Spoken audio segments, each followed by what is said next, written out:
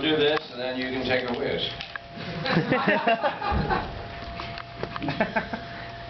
I want to introduce a good friend of mine who's one of the top filmmakers in this country.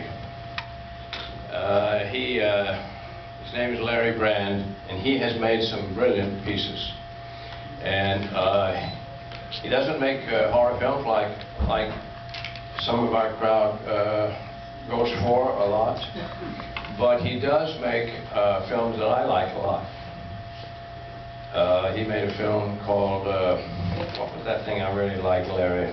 Paranoia, right? Yep. And I really liked that. I mean, it's beautifully lit, beautifully acted, beautiful. The setups he made were just right on the nail. Well, he nailed it.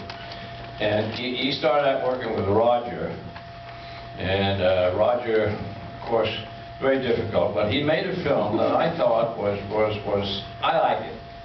And he made it with a guy who was going to be here tomorrow night, but his brother's very ill. And he had to forego this. He wanted to be here very badly tomorrow night. Timothy Bottoms starred in The Drifters that Larry made. And The Drifters is, I think, a very powerful statement made under very adverse conditions. He worked for the Weinsteins and loved every minute of it. And it was something that Larry he's very reluctant to talk about. However, he made it, and he was the driver for Orson Welles when he started out in the business, as he told me. And when he left Orson, a good friend of ours at this theater, Freddie, started driving for Orson. Probably, I think he took over Larry's thing. Freddie, I don't know if you knew that or not. Did you know that, Freddie? I never knew the ever. Okay, that was Larry, right here on the front row. And he had, Freddie's the one that found Mr. Welles when Mr. Welles died. And he's a wonderful man, has some great stories. He won't tell off on Orson or anything like that, but I mean, he has some good stories that are really true.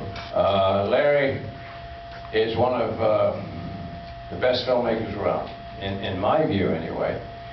He's worked with some of the biggest stars, and I think that we should, well, I want him to introduce the lady who's going to handle our panel tonight. Because he knows her so well, and Larry's making a major film in September, and working with the woman that is going to work with our panel tonight. They're working very closely together on the film, and it's a 3 to 4 person character film, and I really, this is the kind of thing I like, and I'm really looking forward to that. It has to do with the Nazi world. And it's really something that I made a study of, and he won't, he doesn't tell people about, he won't let you read the script, but I'm very anxious, I've heard enough about it to know it's my cup of tea. Larry, I'd like for you to come on up and introduce our guest.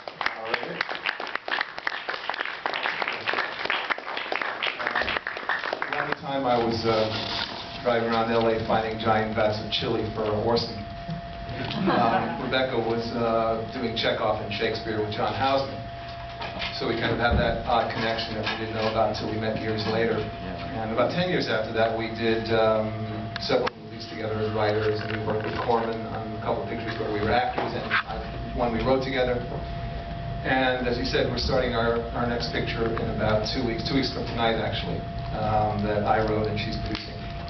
And in the interim, she's had the time to be a comedian, doing stand-up in New York, started her own pilots on several occasions back in the 80s.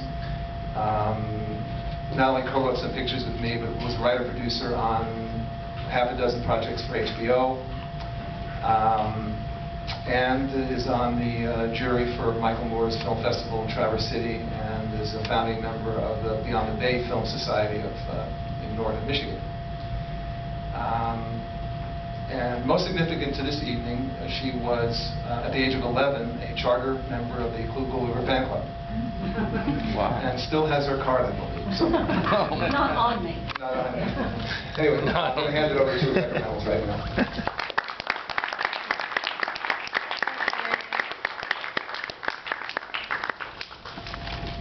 It's true. I was a huge fan of Billy the Kid, and then Emmett Riker. And I just want to say, Clu, that I not only wrote to you, but I also wrote to Bat Masterson and Zorro. The only difference being Zorro wrote back. Oh, boy. But it's a thrill for me to be here tonight, and this is the only theater in the country where I will actually sit on the front row, so I'm happy to sit on the front row with the filmmaking buddies, so I appreciate being invited here tonight. I guess I'm going to introduce Courtney. Yeah. Okay. I guess so. If I think I he's can. worth introducing. He is. I've known him 3 hours, and he is my new best friend, and here's why. We were sitting there watching the movie at the point where Angie Dickinson walks into the motel room with John Cassavetes just before she's betraying him with our president, Ronald Reagan. And Courtney turns to me and he says, "This is the first time the Bates Motel was shot in color." And I thought, oh boy, that's the kind of guy I like to know. In the short time I've known him, we were talking before the movie, and he's better than Google, he's better than IMDb. He's not only a filmmaker, he directed you and your wife in Offspring. Wrote it. And He wrote the He piece wrote that we it. did. Okay, he wrote it, and Where I stabbed my wife in the back and drowned her in the bathtub. good. That's Courtney. Well, and I welcome him here with me tonight because I'm sure he's going to correct me on a lot of things I say. The first thing, one more thing I want to say about Courtney is we were discussing that this. Come on over. Well, no, don't do that, Steve. We got to work here. It's hard enough to work without. We were discussing before the movie that this was the first made-for-TV movie that actually didn't make it into TVs because it was too violent. It was the first time and only time, I believe, that Lee Marvin starred in a movie or was the headliner in a movie. And the first and only time that Ronald Reagan played a villain in the movies. And ouch, that hurts. But the other thing I wanted to say is one Gulager might have been part of Project Greenlight, but this film was part of Project 120 with Universal, 120, yes. which he'll tell you about. Let me ask you a question. This is very technical. Was Lee Marvin drunk like a skunk when he left the door with the gun and the briefcase, or was he acting? Drunk. 10 seconds. Yes. Drunk. Acting. Acting. Drunk. Drunk as a skunk. Let me tell you what happened. That was actually the very first day of production. I don't remember that, but let me tell you what happened. At 6:30, see, he knows all this shit. Man, he knows everything on this shit. Don's a good friend of his. Listen, let me tell you something. At 6:30, we were assembled because we had to get out of it. That's by the Hollywood Lake. That's a big, fancy, beautiful community at that time. He didn't show. 7:30, 8:30, 9:30, 10:30. 12:30, 1. He drove up, drunk as a skunk. Now, Larry, I don't know what you would have done. I don't know what I would have done if I'd been directing.